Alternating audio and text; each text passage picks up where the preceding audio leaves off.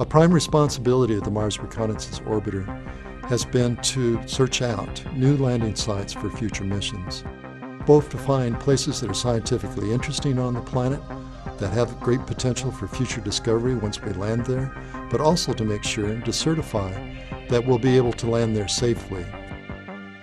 Next up is the Mars Science Laboratory, to be launched in 2011. It will set down on the planet in 2012. Over 36 sites have been looked at intensively by the Mars Reconnaissance Orbiter, and from that, the final landing sites have emerged. In the northern hemisphere of Mars, the Marth-Valles area is important because of the diversity of the mineral signatures that you see.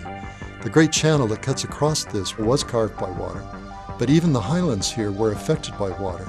In the craters that are there, we see different mineral signatures in the different layers, indicating the episodic activity of water at the planet or the mixing of soils by impacts in the early history of Mars.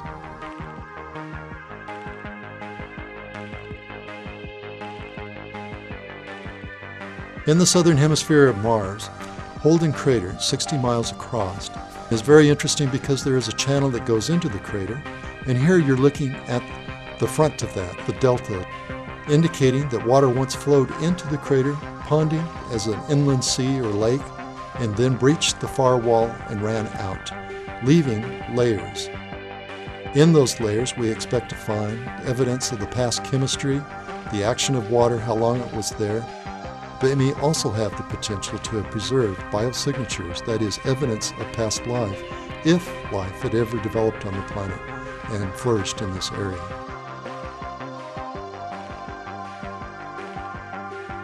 The outstanding characteristic of Ebberswald Crater, the thing that calls out to land in this area, is that it has a delta formation like that of the Mississippi River, in which it's obvious that material has flowed in a channel out of the highlands down into this crater and formed a delta formation, highly structured and layered, meaning that there were many episodes of water flowing into the crater.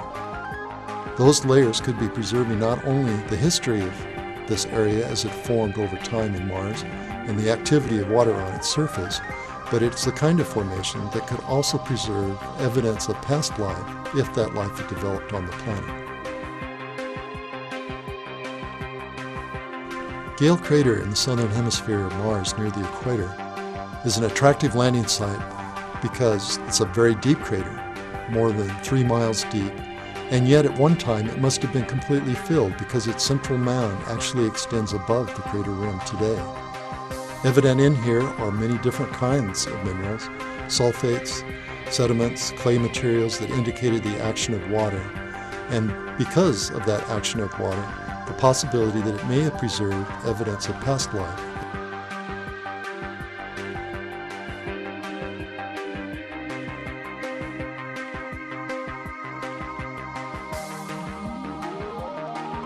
The Mars Reconnaissance Orbiter has seen many places on the planet. One of the most interesting is one of the Great Canyon systems on Mars. This is a branch of that canyon system called Candor Chasma. You can see the tortured ground that is there, the layers, the many buttes and mesas that poke up above this. The scale of these things is such that we're looking across a couple of miles of territory. There is no vertical exaggeration in the stereo image made by taking images at separate times on separate orbits. Some of these buttes extend up a football field in size. Fault systems that were produced by earthquakes, in this case Marsquakes, give us clues as to whether this is material that was eroded away or actually whether it was deposited and then eroded later. The stress patterns show us the canyon formed first, was filled with material, and eroded away, leaving these buttes, with the buttes being formed by more resistant rock at the top of the buttes, darker in these images.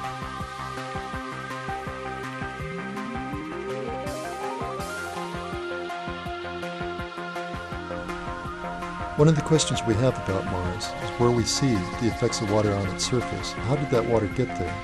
It may have been different in different places. Did it erupt from underground, as springs, for instance? Or did it fall from the sky in rainfall? And it may have been associated with events like impact craters.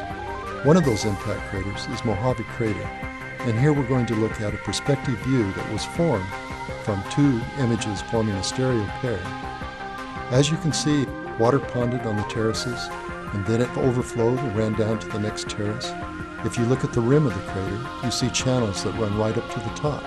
So these aren't springs, this must have been rainfall that carved this part of the planet.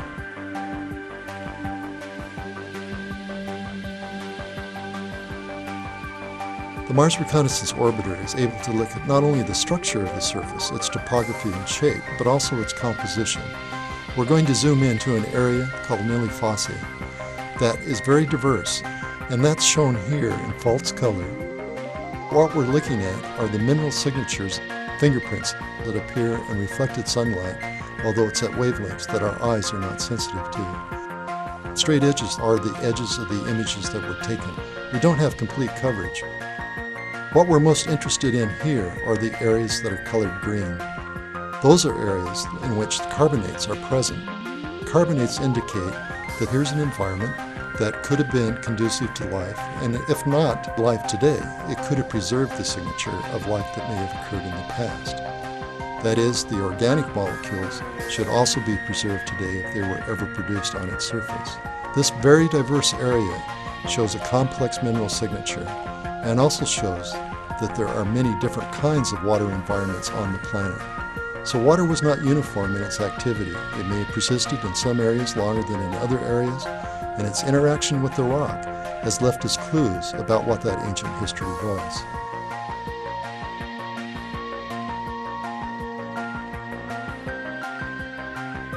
One of the early images taken by the Mars Reconnaissance Orbiter was of Victoria crater in order to help the Opportunity rover figure out which way to move around the crater as it looked for a way to get down inside.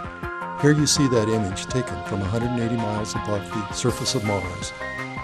We're going to use that image to zoom in and see what it would look like from the rover's point of view if it were on the edge of the crater looking out over it, and then match that with an image that was actually taken from the rover Opportunity on the Mars surface.